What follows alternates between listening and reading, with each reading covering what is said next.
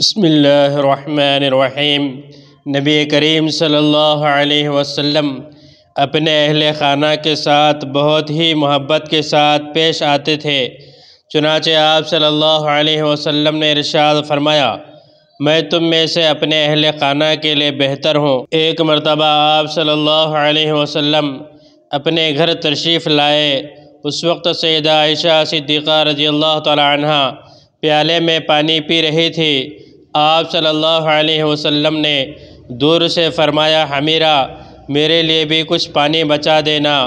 ان کا نام تو عائشہ تھا، لیکن نبی صلی اللہ علیہ وسلم ان کو محبت کی وجہ سے حمیرہ فرمایا کرتے تھے۔ اس حدیث مبارکہ سے پتہ چلتا ہے کہ ہر خاوند کو چاہیے کہ وہ اپنی بیوی کا محبت میں کوئی ایسا نام رکھے جو اسے بھی پسند ہو اور اسے بھی پسند ہو۔ ایسا نام محبت کی علامت ہوتا ہے، اور جب اس نام سے بندہ اپنی بیوی کو پکارتا ہے تو بیوی قرب محسوس کرتی ہے۔ یہ سنت ہے۔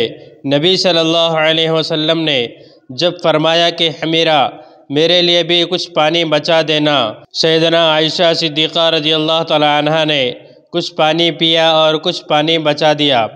نبی صلی اللہ علیہ وسلم ان کے پاس تشریف لے گئے اور انہوں نے پیالہ حاضر خدمت کر دیا۔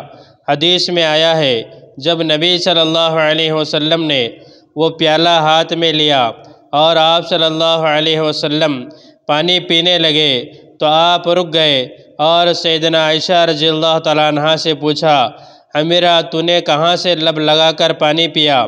کس جگہ سے منہ لگا کے پانی پیا تھا؟ انہوں نے نشاندہی کی کہ میں نے یہاں سے پانی پیا تھا۔ حدیث مبارک میں آتا ہے کہ نبی صلی اللہ علیہ وسلم نے پیالے کے رخ کو پھیرا اور اپنے مبارک لب اسی جگہ پر لگا کر پانی نوش فرمایا۔ خاوند اپنی بیوی کو ایسی محبت دے گا تو وہ کیوں گھر آباد نہیں کرے گی؟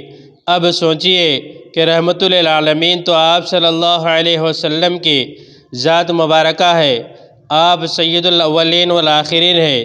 اس کے باوجود آپ صلی اللہ علیہ وسلم نے اپنی اہلیہ کا بچا ہوا پانی پیا۔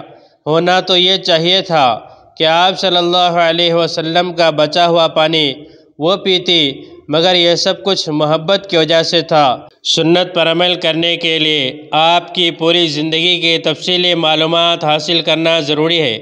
مثلاً یہ کہ آپ صبح کو اٹھ کر کیا کرتے تھے، غسل اور استنجا کے لیے کس طرح جاتے تھے، وہاں سے کس طرح آتے تھے، وضو کس طرح کرتے تھے، نماز کے لیے کس طرح جاتے تھے، سنتیں کس طرح پڑھتے تھے، نماز کس طرح ادا کرتے تھے، دعا کس طرح مانگتے تھے، نماز کے بعد اپنے ساتھیوں سے باتیں کس طرح کرتے تھے۔ روایات میں آتا ہے کہ آپ فجر کی نماز کے بعد صحابہ کرام رضی اللہ علیہ مجمعین کے ساتھ بیٹھ جاتے تھے اور ان سے باتیں کرتے تھے۔ کسی نے کوئی خواب دیکھا تو وہ سناتا تھا، کبھی کبھی دل لگی کی باتیں بھی ہوتی تھی۔ آپ ہنستے بھی تھے، ہنساتے بھی تھے۔ پھر گھر میں آ کر کیا کرتے تھے؟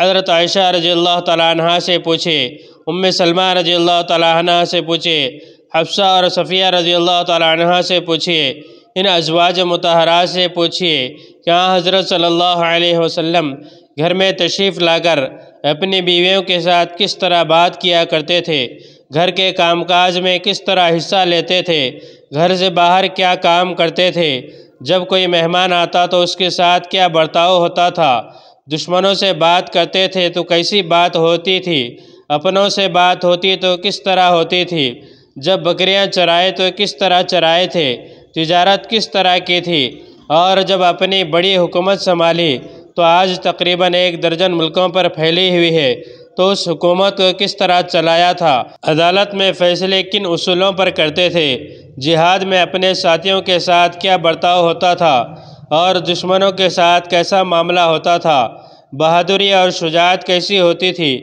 سفر کس طرح فرماتے تھے، سفروں میں نماز کس طرح پڑھتے تھے، جب رات کو گھر میں جاتے اور نیند کے لیے لیٹتے تو کس طرح لیٹتے تھے، آپ کے سرہانے کیا رکھا ہوتا تھا، یہ ساری تفصیلات احادیث کی کتابوں میں موجود ہیں۔ معلوم کریں اور ان سب پر عمل کرنے کی کوشش کریں۔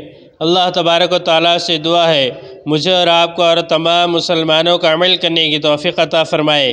اس طرح کے اور ویڈیوز کے لیے ہمارے چینل کو سبسکرائب کریں، بعد میں لگے بیل آئیکن کو پریس کریں، زیادہ سے زیادہ شیئر کریں۔